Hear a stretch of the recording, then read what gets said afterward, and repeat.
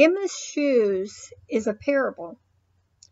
Parables mean different things to different people, but they're always intended to convey a little lesson in life. Gemmas Shoes is taken from my book, Parables from Turtle Island, which was compiled by myself and my daughter, Melissa Lee. So here it is, my very first parable on my Tea Time with Janet site.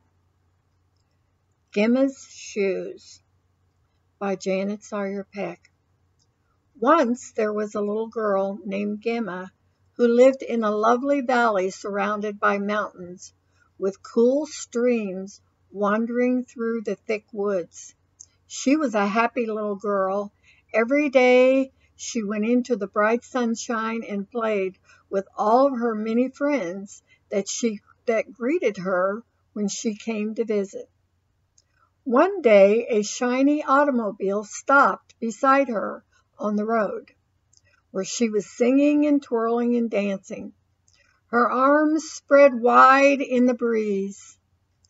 A man and a woman were inside the car, and they spoke to Gemma. "Why are you so happy?" they inquired. "Oh, it is such a lovely day," she responded. "I have been playing with my friends and telling them that soon I will be able to go to school." "Yes, a little girl like you should be in school," the man replied. "Do you want to go?" "Oh, yes. When my sister outgrows her shoes, then they will be mine, and I can go to school." Gemma smiled at the couple radiantly and wiggled her bare toes into the dust at her feet. "If you could have any wish you desire, little girl, what would it be?" the lovely lady asked. "I would wish to go and learn all the wonderful things that they teach from the books. I want to read the words under the pictures and travel to the cities that are on the other side of the woods and mountains and see everything in the whole world," she exclaimed enthusiastically. "It is what I wish on the wishing star."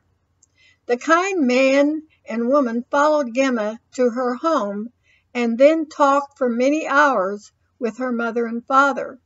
Soon Gemma had brand new shoes on her feet and a pretty dress, as well as other nice clothes to wear. She was taken over the mountain to a large building that seemed to her must be one of the fairy castles in the land of dreams. It was in fact a school, and she settled into her new kingdom eagerly. Time passed very quickly, and Gemma found many new friends to keep her from being lonely for her far-off family. Each summer she would visit her home, and on the very first day she would run into the woods to find her little woods friends. Each time she was to be disappointed, for they were not to be found, no matter how loudly she called to them. Many years passed, and Gemma became a grown woman. Her early life became only a distant memory, for she had seen beautiful sights around the world, more wonderful than she had imagined.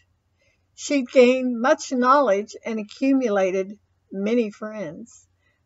But in time, the crowded cities and oft-time wanderings made Gemma weary, and she longed again for the peaceful valley of her early home, for no landscape had appeared more beautiful to her eyes than her own mountain wilderness.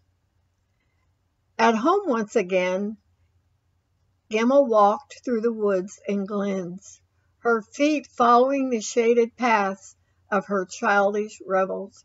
She called out to her former friends by name, but they did not answer, and she sat down on the ground despondently. She put her head in her arms And as she sat there with her eyes closed, remembering how she used to laugh and play in the woods long ago, one by one her little friends came up to stand before her until they were all there. "Why are you so sad?" they asked in unison. "Because I called and called to you each year when I came to visit, and you never answered," she replied. "Why did you hide from me? I wanted to tell you all about all the things I've seen and learned, and all the places I have been, just like I promised I would. I wanted to share all of my adventures with you, for I have missed you." "But we were always with you, didn't you know?" they chorused together. "You carried us with you wherever you traveled, in the pocket of your heart."